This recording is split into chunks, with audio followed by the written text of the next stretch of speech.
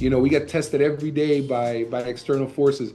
That's why it's all about love, it's all about patience, and it's all about reaction. Those three pillars. And I do it in a circle. I go love, patience, reaction, react with love and patience. And that's all you can do. And accept that on a daily basis, you are exactly where you're supposed to be. Tony, listen, thank you for coming on, bro. For you guys listening, welcome to the Plant Movement Podcast. We're already on, Tony, so if you didn't know. I did not, but here we it's go. Okay. We'll figure it out. Guys, welcome to the show. Thank you for coming back. I hope you guys are having a blessed day, and I hope everything is just awesome in your life and you're taking something new again from this podcast. Today, we have a very special guest that is not in the industry, but without people like him, we cannot move anywhere. Aside from that, this guy has done a lot of things. I looked into you, Tony, and wow, I'm just very, very honored to be here on the other side of the screen with you. For you guys that aren't watching, you're listening, we are doing a Zoom. Tony is a tire guy, to say the least, right? To make it general. He owns Cosmo's Tire, and they also started Tire Group International many years back. We're going to hear how it started, and we're going to go from there. And I have a lot of great questions for you, Tony. So guys, hold on tight. This is someone that's been in his industry for a long time, and he's got a lot of wisdom and knowledge from just the poundings that he's probably taken over his career. Imagine just everything. So Tony, how's your day? Let's start there, man. How you doing? Day's normal. Just running around, Like I said before, sorting my stuff. I was down in the warehouse a little while ago taking a look at some new product that came in, and I always like to be very hands-on with what I do. I think it's the attention to detail that makes the difference between a successful business or businessman or business owner and the guys that just try and skirt by and do what they do, but not the ones that really succeed. You gotta have your hand on, at least audit things and look at things, once you get to a certain level. You do. It's the small things that really count. And we interviewed the largest Kubota dealer, the owner, Todd Bachman, for the state of for the country, really. And he talks about how he walks through his stores from the back, and he surprises. He doesn't walk through the front, and he doesn't tell no one he's coming. He walks through the back where service is, where the mechanics are, and he looks at everything from the back. So we learned that from him. But tell me how you got into the tire game, the tire industry. I would love to start there, and we'll take it from there. The history goes all the way back to 1942 in Cuba, to my grandfather and his brother, and then my dad, which at the time was a 14, 15-year-old kid, but my grandfather was mainly in the restaurant business, but his brother wanted to get into during World War II. Imagine, 1942, World War II, there's a worldwide scarcity of tires. A lot of people don't know is that Cuba had 3 tire factories. They had Goodyear, they had B.F. Goodrich, and they had Firestone. So Cuba's production was mainly going towards the war effort, and there weren't a lot of tires. There weren't even a lot of tires here in the U.S. Everything was going towards the war effort. So what ended up happening was that they saw an opportunity to start really digging up tires from landfills back in the day and piecing them back together through, vulcanization and retreading. So they became very successful at that during the war years. And then in 1946, 1947, after the war, it just so happened that where my parents were, or where my grandfather was, and my father was in a place called San Jose de la Laja, which is a province of Havana, about 20 miles outside of Havana, and the Goodyear factory was there. So they became Goodyear distributors, and by 1959, when the revolution came around, they were the second largest Goodyear dealer on the island, and now they were not only doing retreading and vulcanizing, but they were also selling Goodyear branded tires. So that's really my family history, going back all the way to 1942. I started when my father came from Cuba in the 1960s. He ends up going up to New York because Miami, as we all know, was basically a cow town back there. There wasn't much here but alligators and swamp. And he ends up going to New York and starts working for General Motors in their tire division, and then eventually gets a job with Firestone in one of their retreading plants up in North Tarrytown, New York, which is known as Sleepy Hollow, the famous Sleepy Hollow in that Headless Horseman story or whatever. That's where it was written. Anyway, so my father ends up going into the management training program and ends up getting the worst store in the country, which was their store here in Hialeah. It was being run by gringos at the time, and obviously by that time, by early or by late 1960s, Miami's full of Latins and Cubans specifically. So my dad gets sent down here, turns the store around in short order. Within a couple of years, opens his own retail store and then from there gets into wholesale. So I was born in 1968, and I was born into that already. We were talking about that the other day. We literally have tires in our blood. So it's been. I started my own company though, which is Tire Group International in 1992. My parents had moved overseas. I moved overseas for a bit, came back from, really missing my upbringing and missing my friends, and my girlfriend was here at the time. I met my girlfriend when I was 17. We're still together. It's been 40 years now. She's been my Wow, wife. that's awesome. Yeah, That's 34 years married. So with that, then I started Tire Group International in 1992 and launched the Cosmo brand in 1995 along with the Astro brand. So we launched our two primary brands, which is the Astro one's really the Astro brand is really the one that caters more to your industry, be it, light industrial tires, smaller or even larger farm off-road tires, and even golf cart tires and all that. We make over, I believe, 850 sizes in the Astro brand. And wow. those yeah, those tires are all made in India, mostly with the same factory for over 20 years now, and also Sri Lanka. We've also made a bit of Astro in Thailand. We're making some in Thailand now, and we've also made some here in the US in the past. That's insane, man. Being just running a business internationally. Oh man, and you're at the and you have partners? Well, yeah, I have currently in this evolution because going back to our story, I owned the company from 1992 to the end of 2011. So exactly 20 years into the growth of our company of Tire Group International, we sold the majority of the company to Penske and a private equity group that he headed up. This is Roger Penske, right? I It's just guess Penske with all the trucks you can rent and all of that. exactly. Okay. What people don't know is that Penske's main business is actually automotive dealerships. He owns close to 500 dealerships, mostly in the US, but also in Europe and some in Mexico and Brazil as well. That's his main business. They're like the second largest automotive group in the world behind AutoNation. And then in addition to that, he owns a whole host of other companies, including companies that make lights for the big rigs called Davco, and he owns filter companies. And as part of that investment portfolio, he invests in everything related to automotive. And we were one of those companies in his portfolio from the end of 2011 when we sold it till the end of 2022 when I bought it back. So I was You bought it basically back. we bought it back from them, yes. And when we asked about partners, it's myself today, my brother, which has his own interesting story. My brother was a team captain of the last national championship team at the University of Miami here in 2001. Went on to play in the NFL, and then after his NFL career came and started working together with us. But now it's me, my brother, my sister, and her husband, which is like a brother as well, and then my original partner, which is Agustin Herran, which is the owner of Sedano Supermarkets, which Wow. is my childhood friend. We grew up together, and we always said we'd be in business together, and that's how we started Tire Group in 1992, which started from my townhome with me, him, and basically four or five other guys manning the phones, just basically brokering tires. But then, obviously, like I said, we grew into creating our own brands and opening our own warehouses. And today we have four warehouses, our main warehouse here in Miami, then in Tampa, Orlando, and in Portland, Oregon as well. And we're looking to expand into other markets as we speak. And it's been, like you said, it's been interesting because we've done business in over 80 countries in our 34 years in business. And then we manufacture our brands in about, I don't know, 7 or 8 countries currently. Wow. So it's a lot of international. Today, the bulk of our business, though, is U.S. focused. It's the majority. It used to be the inverse. We used to be, but Penske turned us into more of a U.S. centric company versus an export company. Although we still do a significant amount of export, we're very focused on U.S. growth. Wow. Man, there's so many questions I want to ask you. Oh man. So I don't know, there's just so many things that just bounce off my head as you're speaking. Running international companies, buying stuff back from Penske. Like how was that? How was that? That's what I think of. They they um they they bought us through like their private equity arm called Transportation Resource Partners, which was formerly Penske Capital Partners. He changed the name for strategic reasons because the Penske name sometimes scares people from showing their books, especially if they're a competitor in the same industry and stuff like Okay. that. So it kind of did They that, and did that of to course, get a cheaper price. yeah, exactly. Yeah, yeah. And yeah, you see Penske, and you're like, The dollar signs, price but went no, up. The price went up.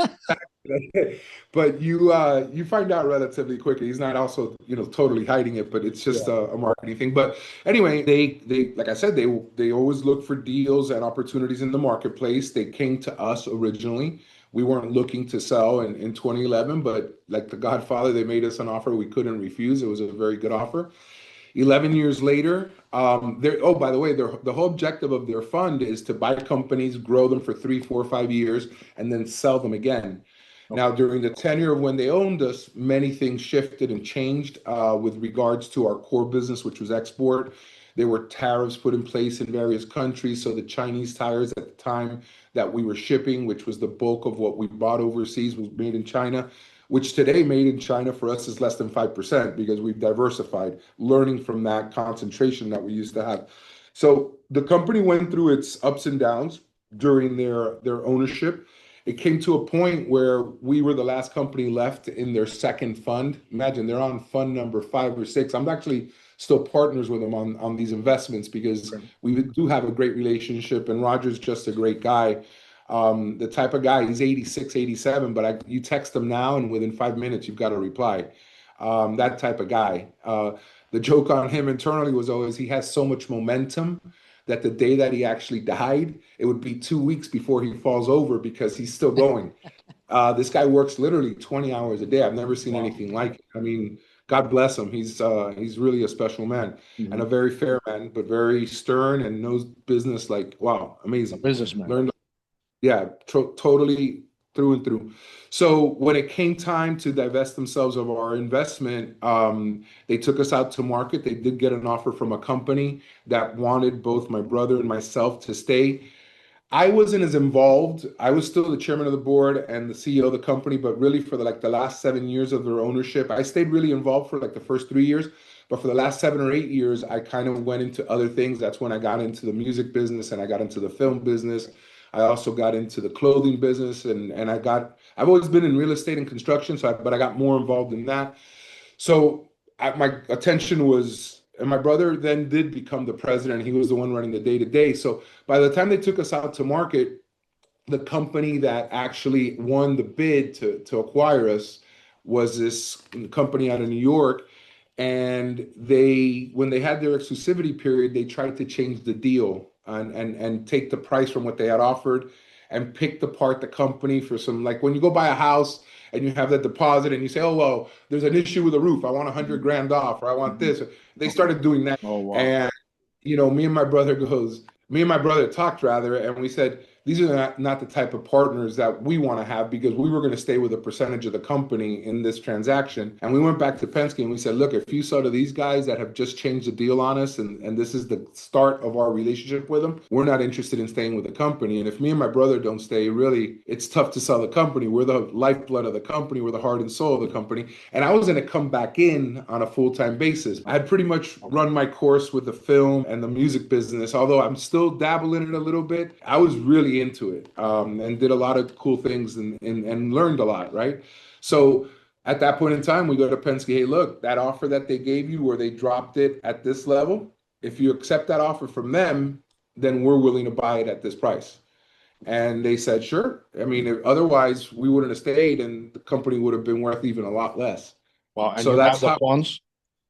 oh yeah, yeah, we have obviously we're reputable guys that have always kept our word with our banks and we had the banking relationships to be able to use the assets of the company to leverage. And that's how these equity companies work. They don't put a lot of their own money, to believe it or not. They leverage every nut and bolt and inventory and receivable that you've got to leverage the company to acquire it. And that's just smart business. It's getting a bigger return on your investment with the least amount of capital to put in.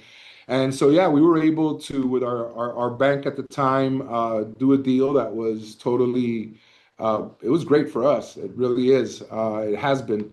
And we took the company back. It's been 3.5 years now, and we're growing again. That was one of the things that I saw as the biggest value. While Penske owned this, they started to invest in the Cosmo brand and turn it into a more US centric brand. That had always been an international brand for us. We sold some in the US, but not a lot.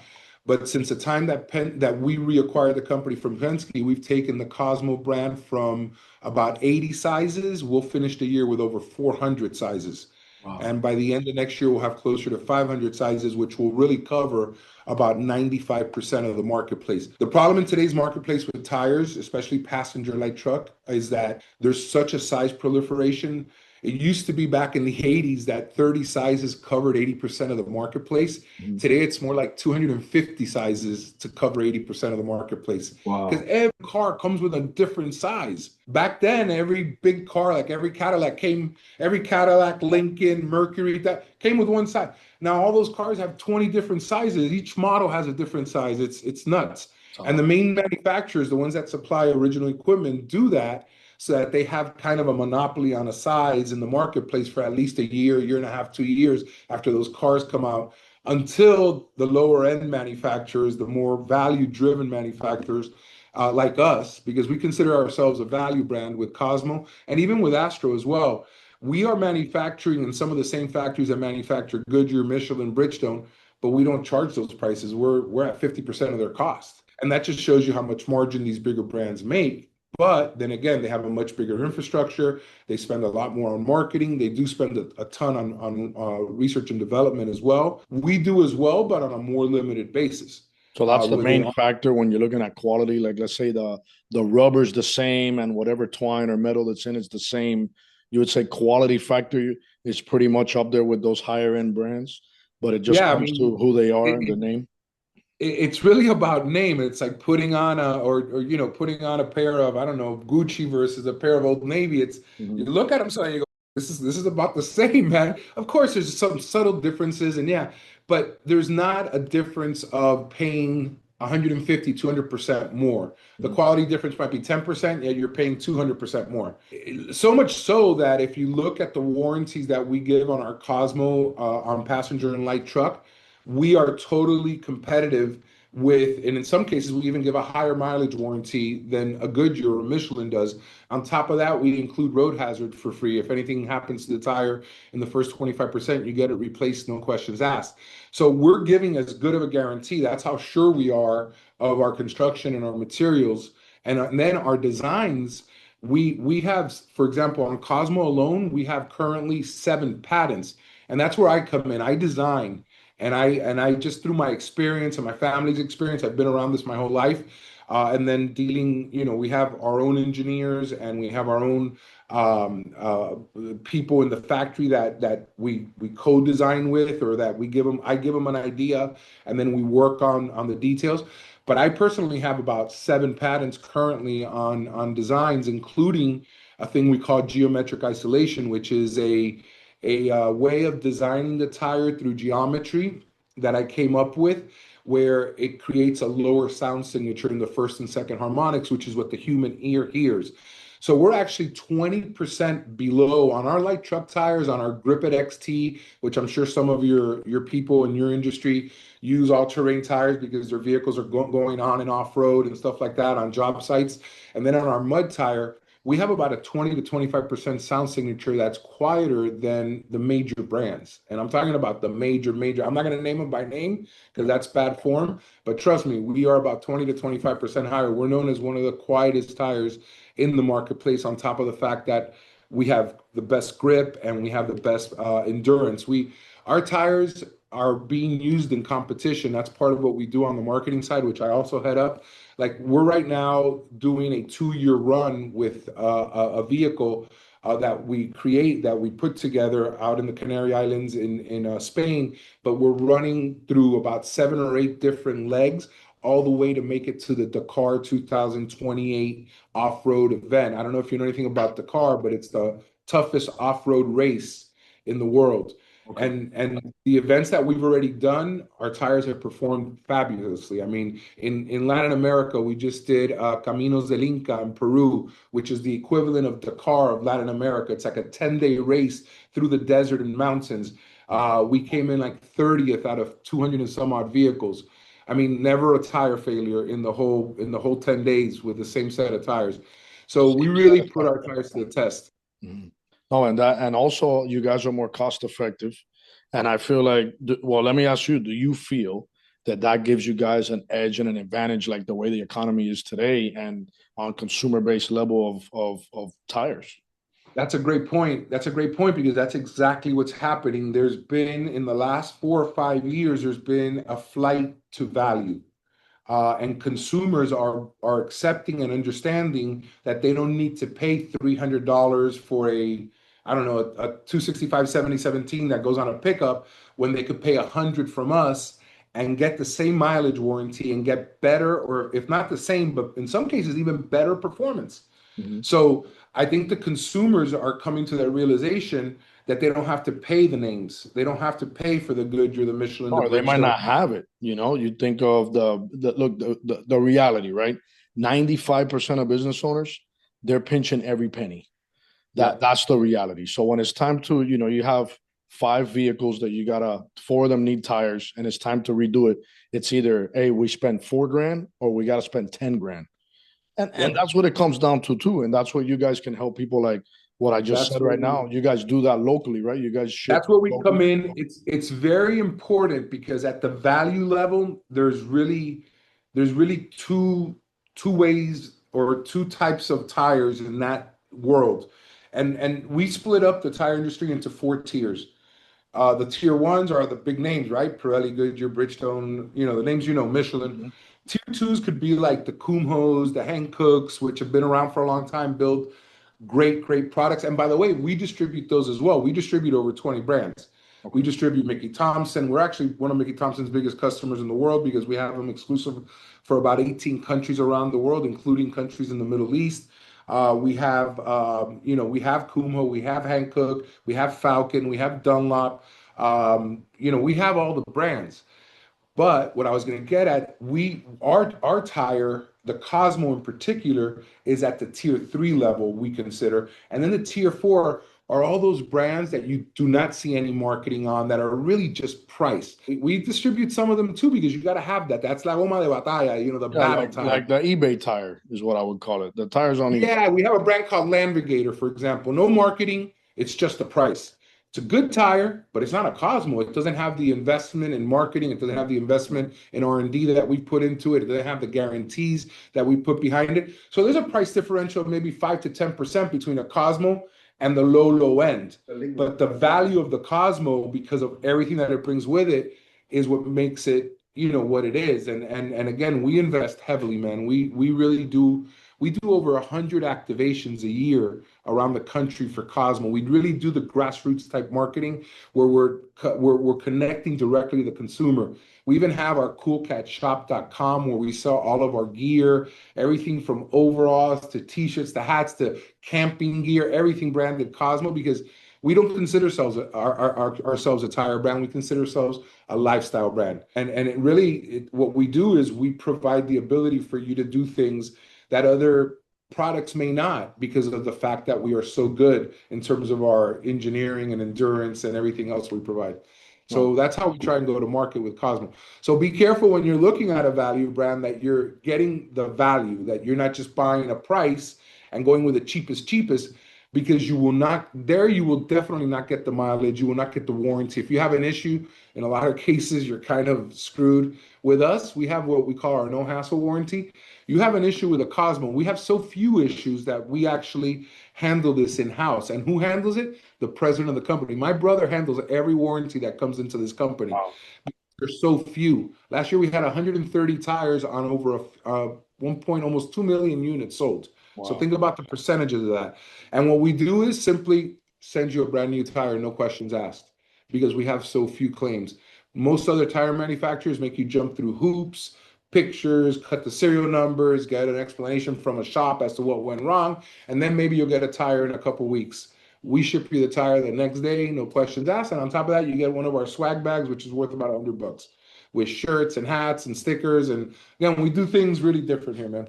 Oh, but that's dope, man. That's if they buy through Tire Group International, or that's if they buy No, any no, no, Cosmo no. Our from anybody. warranty, our warranty is direct with us, no matter where you buy it in the country. Okay. You go online, you fill out your warranty form, and in a lot of cases, I know some people don't know that they got to fill out the warranty form. A lot of these mom and pop, smaller retailers maybe don't indicate to them the correct way to do it. But even if you haven't filled out our warranty form, we're still going to take care of you because that's how we would want to be treated if we were the customer.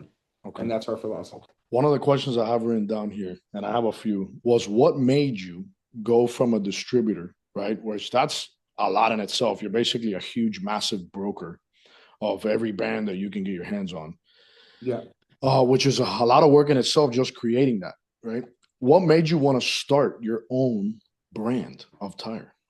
Well, it goes back to if you're going to put your love, because we put a lot of love into what we do, if you're going to put your time and your effort into something, why not be something that is your own? And that's how we thought back in the early 90s when we first started the company, that eventually we wanted something that we can grow and market. And at the end of the day, no matter what, no one could take away from us. What happens with a lot of these Asian brands is that they are so hungry for units to keep their factories moving that you introduce them into a marketplace. And we had it happen to us in the early days in 92, 93, even into 94, where we introduced brands into countries, and within a year after we had grown their volume, they came right behind us, the factory, and started appointing. Even if you had a contract with them, what were you going to go do? Fight the contract in China, in Chinese court? Yeah. I mean, they would laugh at you. Yeah. So it came to the point where if you weren't growing fast enough, because again, certain markets just get saturated and they don't understand that.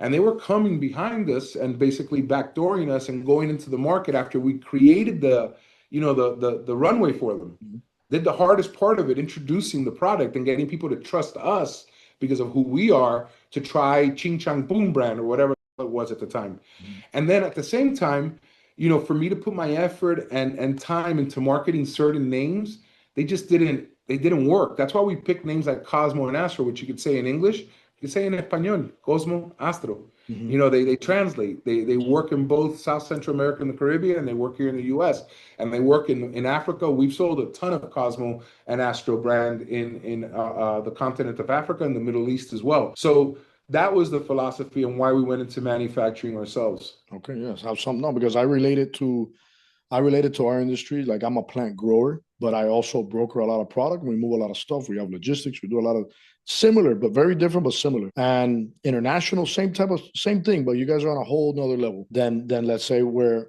our industry could be. There are big players in our industry, but it's the same concept. Like we take value and pride in what we grow, right? So we want the best, or we want it like this, or we want it like that, and that's why I asked you one of those that question similar to that. So logistics, one of the biggest things is logistics, right? We look at how fuel prices are, we look at labor, we look at how important it is to be on time. Those are some of the things I have written down here. When it comes to logistics and operations, what are some of the things that you guys have done, if you've done anything internally, to really perfect that and be on time?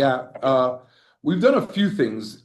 Since we bought the company back last year itself, we first and foremost, and this doesn't have directly to do with what you're asking, but it has to do with the overall mindset of our Mhm. of our company. No one here is an employee. We only have team members and family. In none of our literature, I've gotten into fights with our own lawyers and stuff because of how our contracts are and our manuals with our own people. We refer to everyone as a team member or family. We are a team. We have that sports mindset, given my background, my brother's background, having grown up in playing sports and being part of teams. So that's number one. Number two, you got to have pride in each division of the company. And you asked specifically about, for example, our deliveries and our warehouse staff, et cetera, and our warehouse team members. And we actually, I instituted a program called Tire Delivery Specialist. So when you get hired here as someone from that's going to drive our trucks, whoever's driving our trucks is in contact with our customers more than anyone in this company, because they're visiting them on a daily basis, most of the times twice a day, because we deliver twice a day between Dade, Broward, and Palm Beach counties, which is the area here in Florida, and then obviously in Orlando, out of that region, and Tampa and Portland. Portland, we actually go into Seattle every day, and Washington State, all the way to Tacoma, all that area. So our delivery team members, our delivery drivers are, I think, one of the most, if not the most important person. So we have a training program called Tire Delivery Specialist, where the delivery drivers have their own uniforms, which are very nice with polos. They have their hats, they have their jackets, every aspect. I'm not sure if we give them their underwear, but you know, that's a joke. Cosmo But underwear. exactly. So every aspect, and then they get trained specifically on how, and then the delivery drivers also, for example, we have Lollipop Friday. So all orders that get delivered on Friday, we have a Cosmo lollipop, and they're not just any lollipops. These lollipops cost us about $1 each, and we go through about 5,000 of them a quarter. So think Wow. about the amount of investment we just put into lollipops, Yeah, just love. because it's become a thing. Everybody wants their Cosmo lollipop. They're awesome lollipops. They taste great. We went through about 100 of them to get to this particular flavor, and they got the Cosmo logo on them and all this kind of stuff. Now we're coming up with a mold with a tiger face that'll be the next evolution of the lollipop. So we get into that. I get into every little detail because that's what separates. Like you said before, the detail, and there's an old saying, God is in the detail, and it really is. I mean, that's what separates you from your competitor by night and day. And then our delivery drivers also carry with them a box of swag. They always have hats and shirts. So they surprise customers with these little gifts at their discretion. When they offload the tires, they don't just throw the tires into the bay. They're trained to put the tires, get down, and stack the tires with the labels perfectly facing out so that the customer, the retailer easily sees what he has there. So it's all these little details that we go through as a company that I think, and then obviously we're adamant about being on time, about getting the orders right. Every order is triple checked when it gets picked, when it gets staged, when it gets loaded. The managers are always out there during loading time. We actually operate our warehouse 20 hours a day just to make sure we're always organized, always, having the room to offload all the merchandise that's coming in and properly then have areas to stage and get stuff out. So super important. And then we also, in a lot of cases, take it on the chin. Like right now with fuel prices, right? Some of our competitors are passing along fuel surcharges. We don't do that because we know there's going to be short term. It's like everything, in world politics and stuff like that. Once this thing in Iran is over, hopefully prices will come down. And if we could absorb that for 4, 5, 6 months, then we will. Yeah, but And you're we'll make talking a little bit. millions. You're talking millions because you're thinking about tariffs. I mean, not tariffs, but let's say Oh diesel no, for the the tariffs tires too. to come over, tariffs, Yeah, yeah, yeah. plane, if anything's coming in by plane.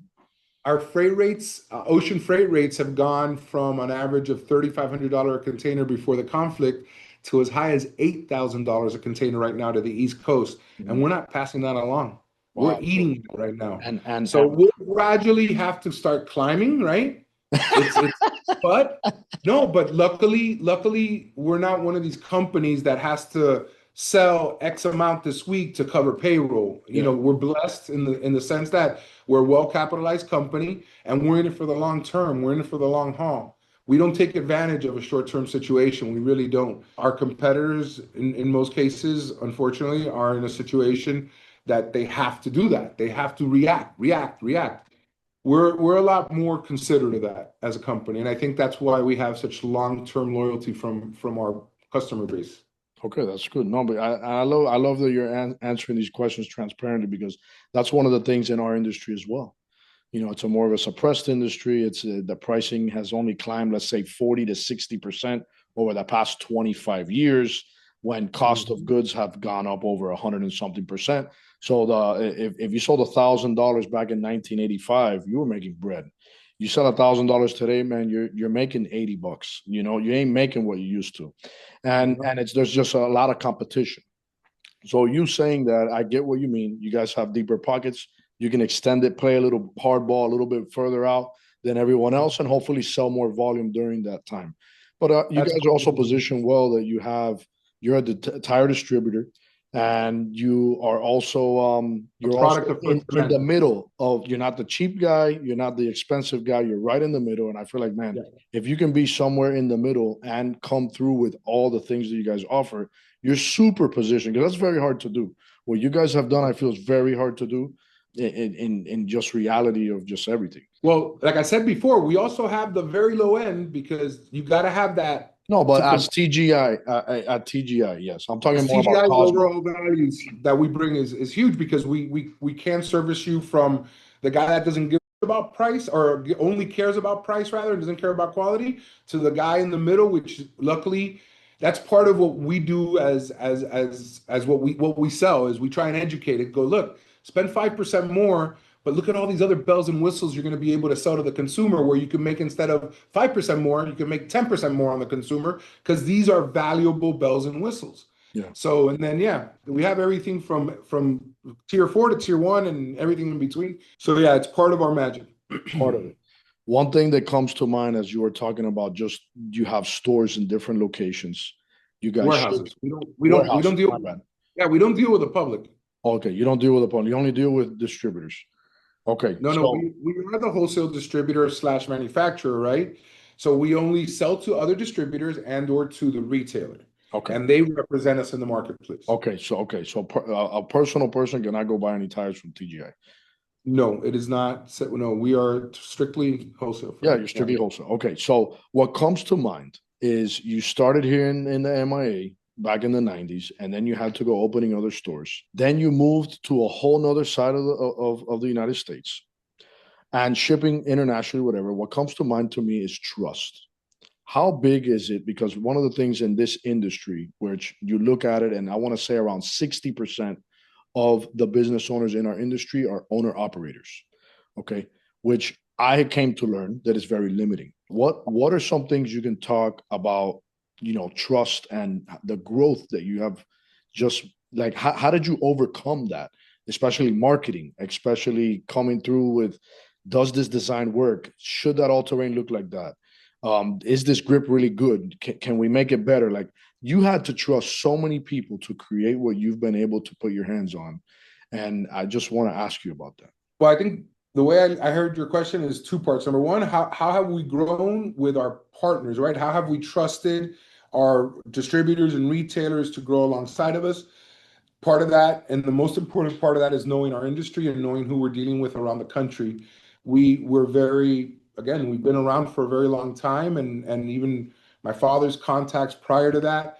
So we know who we're going to deal with. We know their reputation long before we call on them. And we stay away from certain people that just have a reputation for not paying their bills or not being what we call an aligned partner. An aligned partner is a partner that's going to help you market and grow your brand instead of just sell your brand.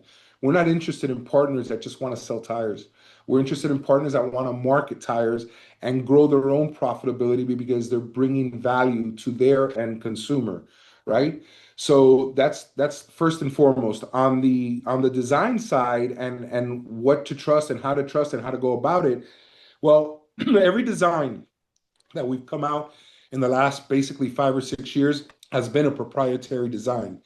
Before, what we did with Cosmo is we would just put our name on an existing tread pattern, existing design that the factory already had proven. But what we've done since then, in the last 7 or 8 years, is we've actually gone and created what we call our own green tire, which is the blank of the tire that then you put into the mold with the design, right? Nice. So yeah, when we do that, it takes a lot longer to come to market. And in our latest case, for example, with the Grip It XT, which is our extreme all-terrain, Okay. which works on the highway, and like I said, has a very, very low sound signature, the lowest in the industry, arguably right now, because we've tested it against every other major brand. We took 2 years to develop that tire, and part of that development process was creating a green tire, investing in one mold so that we can put the tire together, cook it, and put it to use. Mhm. And we put it to use. First of all, we put it through computer simulations, which nowadays that's a huge advantage, right? So you already know more or less what kind of a sound signature you're going to get and what kind of, punishment the tire is going to be able to get through its construction. And we overbuild our tires. For example, most of the light truck tires at the lower end of the spectrum have 2 plies on the sidewall. Most of our tires have 3 plies so that the tire could take more punishment. And especially in off-road conditions where you're getting, or work site conditions where you have pieces of wood and, debris and all that kind of stuff hitting the tire, especially on the sidewall where the shoulder meet or where the tread meets the shoulder. That's all been reinforced in our tires purposely. So we already have the experience in knowing. And then the actual tread pattern, like I said, I've actually drawn by hand some of our tread patterns I give them to the factory, to the designer, and then he puts them into a CAD form, and then we test that in simulations online, and then I go tweaking depending on the outcome and depending on the geometry that I'm using to dampen that sound noise, because sound is all about how it travels through a tunnel, right? Or through, that's my concept in engineering and in designing. So I've done certain little things that had never been done before, not even by major manufacturers, to bring that noise down and at the same time not sacrifice traction or performance, because there's a balance there. So it really gets done through simulation, and then once we get to that point where we have where we're willing to invest in one mold, we'll invest in one mold, which is like almost $100,000. You usually have to buy molds in pairs because they get cooked in pairs in Okay. these machines that do two at a time. So, but we'll usually only buy one, spend about 40 grand, 45 grand on this mold. And then we will put that tire into testing, real world testing over like a 6 month period before we actually start going into full production. Once we're testing the tire for about 2 months, we know what we've got because we've tested real world sound, we've tested real world endurance, we've put the tire through some really harsh paces, and we've used them usually in roads that wear the tire quicker. There's certain roads that you could test on in Asia and here in Texas, for example, in the Permian Basin. If you want to test a tire, send your tire out there. There's tire testing companies that do it because those roads are made from basically seashell. Oh, wow. And they're indestructible, the roads, because they're carrying. That's where all the oil tankers and all that are. But even truck tires might last you 2 to 3 months. There, an 11R22.5 truck tire, 2 to 3 months, and the tire's baked. You can't use it for. So it doesn't matter if you put a Michelin or you put a low. So that's a huge market for us. We do over 10,000 units a month in our truck tire brand called Duramos, which is our entry level truck tire. And again, the guys there just need a tire that's going to hold air. This is And 11, 22.5. that's 11R22.5 is the main, and 295, 75, 22.5s. The Yeah. low pros. Yeah. Wow. So trusting all the people that you have on the team is something big that without trust you wouldn't be able to have what you have today. No, absolutely. I mean, and again, we are aligned with our factory partners because they don't want to put out a product that's going to come back. We're dealing with very reputable factories. Again, there's some factories that don't give, but the factories that we deal with have great engineering teams, have great design teams internally, and then I work directly with them over time. And I'm never in a hurry until I don't get it right. I'm not going to put a product out because again, then you get yourself into that situation. Exactly. Like even if the mold is off by 10 degrees of that mold and you spend 40 grand on it, all right, well, throw it away and go get another one. Yeah. We've scrapped plenty and redesigned and tweaked and made sure that we got it right because it is our long-term reputation. And one bad design, one bad outcome can ruin a brand very quickly. Oh, very quick. No, and you can run that brand for what? I mean, let's say that model for 10, 20, 30, 40 years if you didn't want to change it. No, models in today's world, usually, about a maximum about a 7 to 10 year run, you've got a really good outcome. You get a return on investment on a mold though at the volumes that we're doing basically within a year. So it's a no-brainer in terms of the investment that's got to be made. You got to have the capital to make it, right? Because those machines or those molds, when you do a line. For example, our Grip It XT, it's currently up to about 24 sizes or something like that. So it's 24 sizes, the minimum of 2 molds per size. That's 48 molds. And in some sizes, you have 4 and 6 molds because of the volume of the size. So when you're looking at it, you're saying maybe 65, 70 molds times 40 grand a mold. That's $2.1 million. Boom, just for one model to cover about 24 sizes, which don't even cover the entire market. There's probably another 25, 30 sizes you need to cover 80% of the market. Yeah, you so have 5 or 6 million just in molds. Yep, just in molds and in what they call the clams or the cavities, because the mold itself gets cooked, but the mold itself needs to then have a certain amount of time once it gets out of the machine to come down in temperature. So you just can't take the mold out of the machine and put it aside. It's got to stay inside it of what's the name of it? It's like a clam. It's like a cavity. Okay. It's got a name. I forgot it right now. That you got to put that aside. You gotta let it cool. Yeah, to let it cool. So you got to buy not only the mold, but you got to buy that that piece as well. Wow. Let's call it a clam or a cavity, whatever you put the mold in. I can't Mhm. believe it's not coming to me. No, it's But fine. anyways, yeah, I'm getting Wow. old, man. No, man, it's okay. There's a lot that just goes into it. And like every day they're making new tires and Yep. the industry keeps changing. Do you see any insight or new insight on new technology with tires? Like I know guys that are doing lawn maintenance, there's airless tires, Yes. tires that are completely solid, or that they have the, you know, the little bands that are like, let's say like an old Dayton wheel is what comes to mind when I see those tires. Do you see any new Bead technology? guard. That's like protect the bead or the wheel, right? Where you have a No, little bit of like lawn tires, you'll see like lawnmowers, they'll have a thin little rubber layer and it's like a and it has like a flexi, like you know the Dayton, the old 13-inch low rider wheel with all the little sticks. hooks. It's Yeah. like that, and but it's airless. It doesn't have air. It's just like a piece Oh of. yeah. That exactly. Airless tires. That definitely. Yeah, they're being used in industrial uses and in the lawn and garden business. We don't inventory that yet. That's such a new technology, and obviously you got to have a different wheel or different. It's not where the volume is. We do focus where the volume is as a company. Yeah. You won't see me building certain run flats or certain 23-inch diameter high performance tires because a Porsche just comes out with those. That's not our core market, and neither is it in our industrial, agricultural, and off-road segment. What we have is the high volume, everyday sizes. We do constantly add new sizes and maybe some models, but they're only those that have been proven already to have volume in the marketplace. Since we are a or a house brand, we don't have the same bankroll that a Michelin or Goodyear or one of these bigger brands has to corner these little niche things. Yeah, you don't unless let's say you were gonna get sponsored and Porsche said, "Hey, I want you to make this tire for our new Oh, car that's a that we're different story, developing." right? Then Then, that's a yeah, whole nother game. that's Yeah, a whole no. nother. Oh, I had a question here. What do you But what's feel? funny is, Willie, what people don't know is that most of these original equipment tires that come on manufacturer cars, these manufacturers are selling on a very skinny margin because it's for them, it's all about the prestige of being original equipment. That's what makes them a tier one.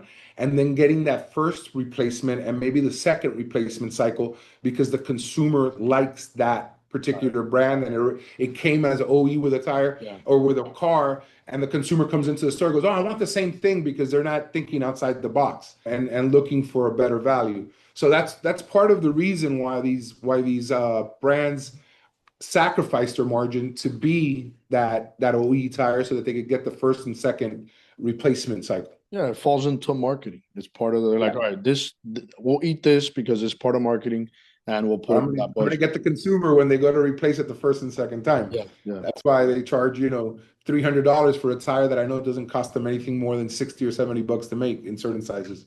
yeah. It's like Nike. They make it costs $15 to make the shoe, and they're selling it for 250, and people line Exactly. up outside the store to grab them. 100%, brother. Yeah, 100%. yeah. No, it's wild. Look, let me keep going. I don't want to hold you up too much. What do you feel keeps employees motivated and loyal over time?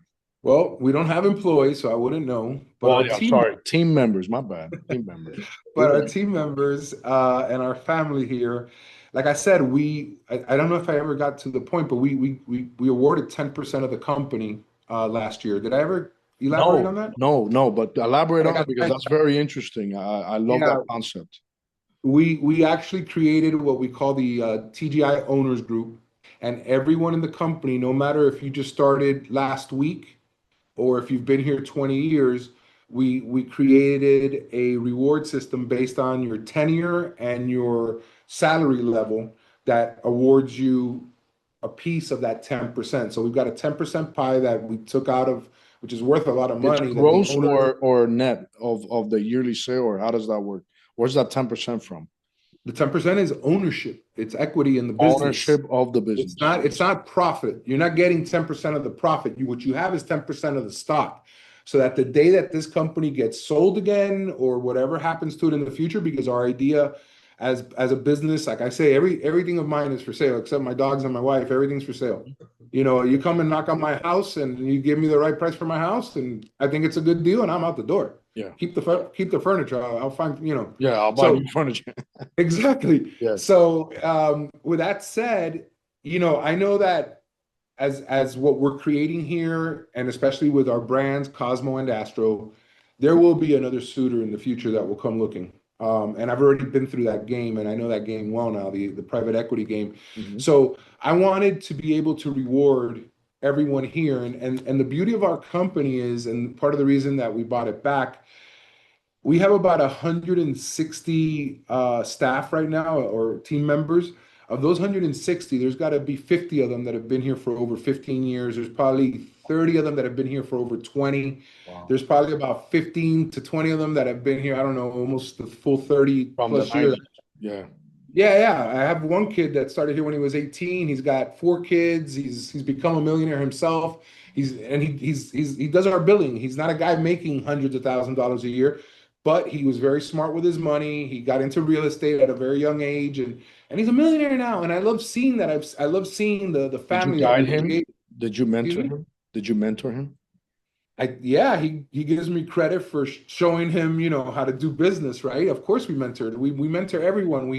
You know, I come in here and I go through every office and I kiss everyone good morning and give them a hug. It's the kind of atmosphere that we have as a company. I go out to the warehouse, I shake every warehouse guys. If he's off the forklift, I'll give him a hug as well. You know, we have company picnics, company parties, Christmas parties. We do pay quarterly bonuses based on profitability and metrics that we have to hit, and we share those metrics with the company so everyone sees where we stand as a company in terms of what our profit goals and our budgets are. So that's the atmosphere that we've created with that owners group. And even prior to that, we always shared in, if we were doing well, we paid higher bonuses and What that kind of thing. what got you there, man? Or like how does one get to there? Like I don't know. Look, I have around 45 people now. I had 60, but we downsized a little bit. And I'm speaking for myself, and you guys listening pertaining to yourself. How could I get into something like that where it makes sense for the company to still be profitable? What would be the like I don't know the strategy, but like Not how would I get into that? Or what would be the reasons why to get into that?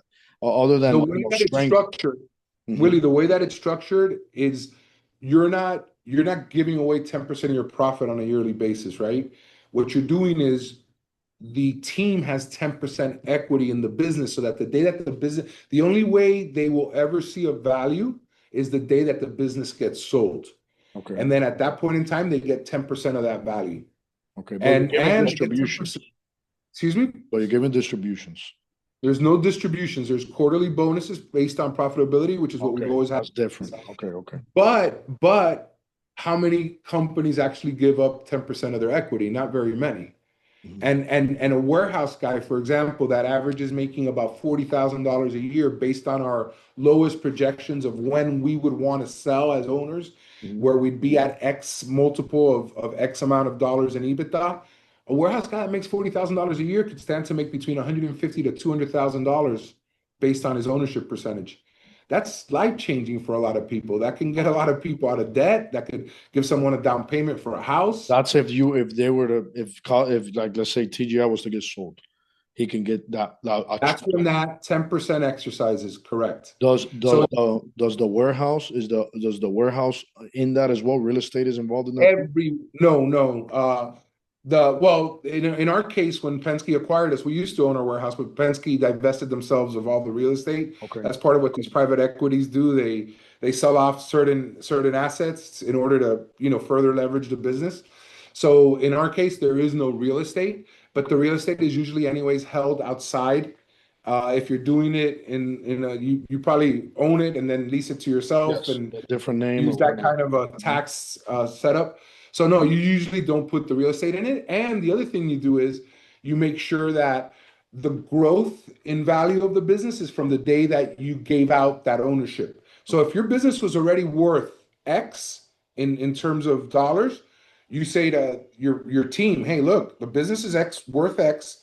So you start making from here forward. Okay. So when you sell, you take that X off the table. Okay. What's left, then their 10% comes off of that because they Mhm. helped you create that value going forward, Okay. Okay. right? So it's And yeah. Okay. and they've got to be a team member on the day of that sale. So if they get let go because of cause for whatever reason, hey, you're not part of the team. You forfeit that time, your percentage. Wow. You've got to be on the team.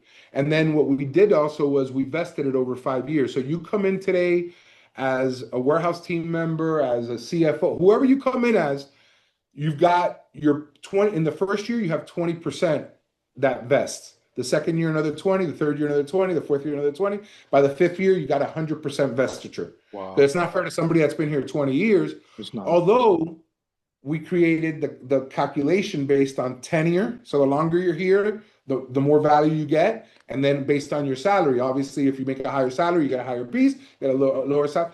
And I know it sounds kind of, but I watched this actually on one of those Instagram things a friend of mine sent me. Your value to the company is totally tied into the amount of salary you make. Obviously, the higher salary you make, the harder you are to replace. Mhm. And in life, you need to make yourself more irreplaceable, because a warehouse guy, can be easily replaced. It's the skill set is not one that require. Now you get a CFO that's dealing with the structure of the company. That's why he makes what he makes. And people, I know we're all human and we're all worth the same as humans, right? As flesh and bones. But in the workforce, there's a price. And if you want to make more, you got to make yourself more valuable. You got to work yourself up to. How many guys haven't we got that started as forklift drivers today that are assistant managers or managers that are making 3-4 times the salary? So, and then we've had guys jump from there into the purchasing department. And we always have that upward mobility in our company, because if we see someone that's a superstar, we want to bring them up and pay them more because they're more valuable to us because they've shown a skill set. So people sometimes don't understand that, and that's just their path in life. They're going to be what they're going to be. And we as business owners, I'm always trying to motivate people to give more, because you will be rewarded more the Yeah. more valuable you become. Yeah. Even the Bible says it. And who do you contact? Who helped you structure that? An attorney? Yeah, that was done obviously through attorneys. It's got a name. If you email me later, I'll give you the name of the actual type of setup it is. I Okay. forgot right now, but it's got a specific name. Okay. No, it's very interesting, and it's something that I always thought of like as an exit. If I wanted to exit in a way where I'm not having to be in the same place forever, if I get called to do something else, maybe something like that is what can be put in place that can continue, the team and continue doing what the business does. All right. Let Well, me. yeah, there's ways of also selling to the team, right? Or to what most people call employees, right? There's an employee exit, right? Where they buy it from you and you're getting paid over time or whatever. This is a little different, but if Yeah, you that's want a little to, different, but it's something in that way. I have here at what point did you realize your company had become something truly significant in in the marketplace?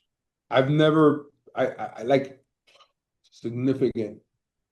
Because you are I think I've always been significant. That's part of my confidence. That's part of our confidence as a company. We've always, you know, strived to be more professional than our competition. We've always strived to give better service.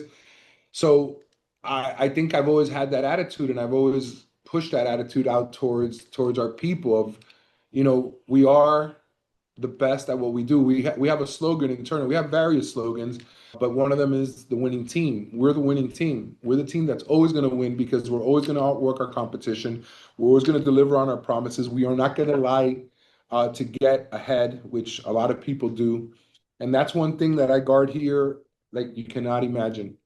I've had star sales guys that were doing $1 million+ a month in business for us, and I've let them go. And I've very rarely had to let people go. Our team kind of self-polices, and people leave because if you're not pulling your own weight, trust me, the team will apply its own feel the pressure, and pressure. you'll know you don't fit.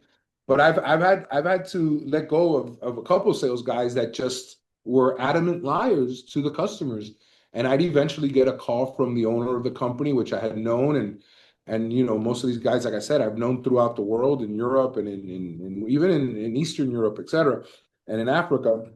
Hey, your guy promised me X. I go, how could he promise you X? He knows the production on that tire is backed up by 3 months. They were on off road and earth mover type.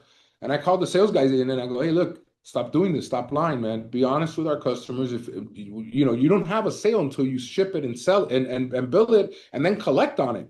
What are you doing telling him he's going to get the tires in 3 weeks when it's going to be 3 months? And then we look like that's just one small example. The guy kept doing it. I called him in one day. I go, Gayla, I got to let you go. What do you mean? I'm one of your best sales guys. I go, yeah, it's not worth it to me, man. And then I took the business that he was doing, I took it on personally, and I doubled it within 6 months, and not without lying to customers. Yeah. And I had to do that to prove to everyone that no one's.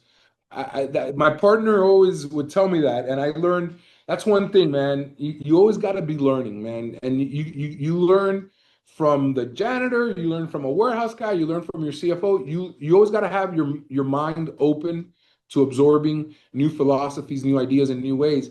And my partner would always say that no one's irreplaceable. Remember that, Tony, because at times you do get in love with the ease of having a foreman or having a manager that just makes your life easier, even though he's got 5 flaws. Don't accept that. There's always someone better out there. And like I said, no one's irreplaceable. There's always someone better. Even I'm not replaced. I always tell our people, I'm not irreplaceable. I'm good at what I do, but I'm good at what I do because I follow every detail and I don't shortcut anything. But I'm not irreplaceable. There's somebody better than me out there.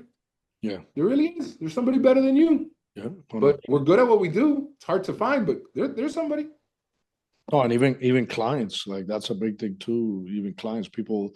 One of the things I talked about the intro of our last episode, the 2 episodes that came out before yours is going to come out. We opened it up with we don't put money on the pedestal. Like that's not number one. So like respect and dignity and character and honor and transparency, all those things fall from the pyramid down, and like money's number 9. That we don't do what we do for the money, we do it for all these other things, and money is a byproduct of what we give off. Very well said. Very well said. If you do all the things you said, going back to God is in the detail, is everything else takes care of itself, and the money comes, like you've never seen it. When you stop worrying about, I mean, you got to be smart businessman. Obviously, you got to know what your costs are. If you can't sell at a profit, you got to operate at a profit. There's so many sayings that are full of wisdom in the business world. But yeah, man, take care of the small, important little things to people, and the customer is going to stay with you no matter what. Honesty above all. Yeah, I love that. The last question I'm going to hit you with: what advice would you give a young entrepreneur trying to start something big? You know what? It's simple, man. It really is. It boils down. I have 3 life pillars, right? That I try and I came up with this a couple of years ago, just sitting around thinking, how can I explain things to young people? And you got to have love. You got to love what you do. You got to go in every day full of love. It's hard. It's hard. We're human. This is our test in this life. We get tested every day by external forces. That's why it's all about love. It's all about patience, and it's all about reaction. Those 3 pillars. And I started with very little. I mean, I'm not going to say I started with nothing, but I started with very little, and I pushed it and I pushed it. And I was bankrupt on paper for over 10 years, not because we were doing bad. I always teach this as well. I always say there's 2 reasons business fail. One, it's because they're poorly managed, they don't make a profit. The other one is because they're too successful and they outgrow their capital. And you don't have enough capital to keep up, and that creates its own set of problems and circumstances. So I always try and go back to love what you do, have the patience to see it through, because you never know when you're on that 1-yard line. I didn't know I was on the 1-yard line when Penske came calling. I thought tomorrow was just going to be another day, and all of a sudden there's a deal, and I'm financially stable for the rest of my life now. And that happened in a very short amount of time without looking for it. It just came. And you never know when you're on that 1-yard line about to score. And you know what? It got too hard. You took a shortcut. You gave up, whatever the situation might be. And I always tell people that you never know. And it took me 20 years to get there, and 20 years of sometimes sleeping on the floor at the office, of having my blood pressure through the roof, and sacrificing personal health, which I don't recommend. That's also a very important part of living. You got to be healthy to enjoy what you do. If not, why do it if you're not going to be able to enjoy it? Exactly. But everything plays in and of itself. So love, patience, and reaction. How do I react every day to what the world sends at me, to what my wife tells me, to what my kids do, to what my team members do on my behalf, which ultimately it's me doing it because they represent me, like I always tell them. So if you, and I do it in a circle, I go love, patience, reaction, react with love and patience. And that's all you could do. And accept that on a daily basis, you are exactly where you're supposed to be. You know, it's always as it should be. There's that saying, right? It's always as it should be. Don't think you should be over there or you should be further ahead. Don't have envy, don't have ego, don't have jealousy. Drop all that.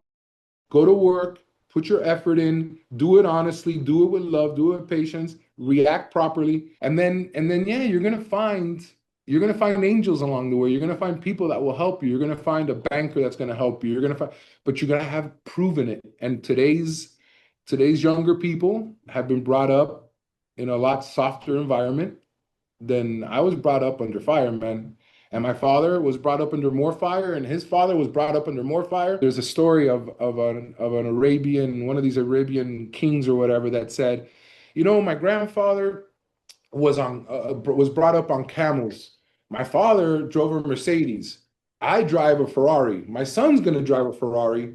His son's probably gonna drive a Mercedes, and his son's gonna drive a camel. Mhm. Because the struggle is what makes you. Mhm. And once you have to stop struggling, and unfortunately, a lot of the younger generation hasn't had to struggle. They've been given a 12th place ribbon for coming 12th place in a race. Man, if you didn't win back then, it's like Ricky Bobby says. That's that movie, Ricky Bobby. What's Talladega Nights with? Forgot the I haven't comedian's seen name, but he that goes movie in a long time. Mhm. right. He goes, if you ain't first, you're last, Yeah. and that's what the world is really about. But conduct that climb in a proper way. And it's hard. And it's hard. But man, when you do it, the satisfaction, the growth that your own soul gets from that, that's what you're doing here. That's what you're doing in this life. Because I really believe that this is the ultimate test, man. You have joy, you have sorrow, you have love, you have hate, you have, that's a word I don't use, but a lot of people do. You have all these human emotions that you go through. It's like a gauntlet. One minute you're a mile high because you know everything's perfect. The next second you could be on the floor because you got into a fight with somebody or you had bad news about something. It's the human condition. And our objective here is to understand and grow from that through this life to get to a higher plane. And whether that higher plane, and I don't like to talk about religion because people might get turned off because they believe one thing, somebody believes another, but there's a universal truth. Whatever religion you are a part of, you want to get to that next level. You want to get to the so-called heaven, right? Let's just call it that. Not that I don't believe, but I'm just saying for people that don't like to talk. No, this is a So, place. Listen, well, we've talked about God here on this podcast. oh yeah, well, Oh yeah, bro. so I believe there is a God. Yeah. Whose God that is? There's so many different religions that I'm not going to insult anybody, and not that I really give a shit about insulting. I'm not of that woke movement either. But my opinion is that the universal truth is that we all need to graduate in there. And there's people that are not. There's people that their destiny is to hit themselves against the wall because that's where they came from in another plane, in another God knows what. Or what Uh, their parents did, and they just follow steps. They don't even pay attention. They don't even exactly, but notice it's a cycle. Yeah. that's their lot in life. Yeah. There's others that are going to walk through this life and understand and learn and have that love overtake everything else. And I think that's where we want to get to. We want, whether there's another evolution in terms of whether you go to heaven, where you go here, whether you go there. Listen, as long as you have consciousness and you have love in your heart, that's the best feeling you could have. What you know, what better feeling do you have whether you're looking in your dog's eyes, your kid's eyes, your nephew's eyes, and you see pure love? Yeah. That's all we got to strive for. No, love is beautiful, and pressure is one thing that definitely builds character. If you're trying to hide from it, you'll never be the person you want to be. You know, people ask, "Why, Lord? Why me?" And then it's like, "Wow, Lord, me? I get to deal with these problems. Everybody's looking at me. It's a blessing in disguise." Yeah. Absolutely. The struggle is where the joy is, because on the other side of that is where you find it's like you got to go through the fire, and then you will really truly appreciate Oh, guys that are get given, friends of mine that grew up as millionaires and have never had to struggle. 75-80% of those guys turn out to be a piece. Mhm. They never had to struggle. Yeah. And the struggles what grows. Now, I have friends of mine that grew up with a lot of money and then took that and created more. Not that money is the end all be all, but they Mhm. didn't sit by. They created more and they gave more, because when you create as a businessman, you're also providing.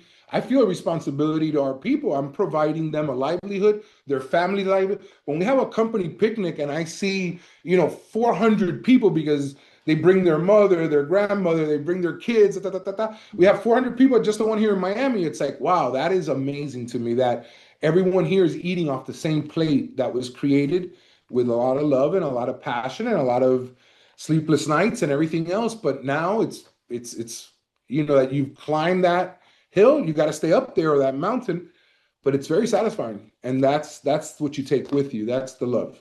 Yeah. So no, thank you. Very well said. For you guys listening, wanting to start your own thing, and you have a big dream. One thing I was talking about today with somebody is a lot of times you can feel alone. A lot of the times you might not know who to call, or maybe you call that person that you think might be the one that gives you that oomph that you need, and they don't give it to you. Most of the time, when you feel called to do something big, it's you are the one that feels called to do it. And a lot of times you won't have anybody to call. One thing I like to tell people to turn to is to read the Bible, right? One thing I get from that is quietness and alone time. And when you put those together, because the world is filled with noise and our day is surrounded by noise. So when you are quiet, I like to do it before everyone wakes up in the house, and you just quiet, you're alone, you have that time, man, what really comes to mind, and just who you become is very powerful. So something to take on that as well for you guys listening. Tony, do you have anything else you would like to say? We can't buy his tires, guys. You got to go on another website to get his tires, to get the Cosmo tires. And if you are a tire distributor, or if you know somebody, or you're trying to do it, or anything like that, maybe if you have a big fleet, do you guys sell to companies that have big fleets?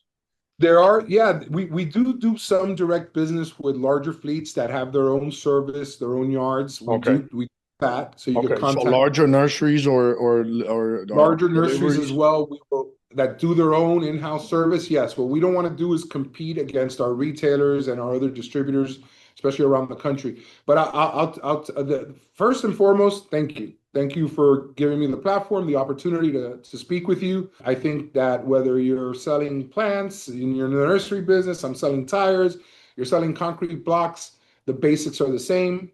It boils down to doing it with love, like we talked about before, honesty, and being persistent, and maintaining course, right? With regards to accessing our products as a consumer, you could go on to cosmotires.com Mhm. and go to our dealer locator, and you'll find the retailer nearest you. Or you could go through one of our e-commerce retailers, where there be Priority Tire, Simple Tire, Tire Agent.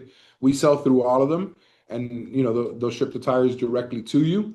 And there's a promo code you could use on different ones of them. If you write us on our website, we will give you that promo code, so that you can get a discount. And Nice. if you take on the Cosmo Tires website, you could actually take the Cosmo Tires test.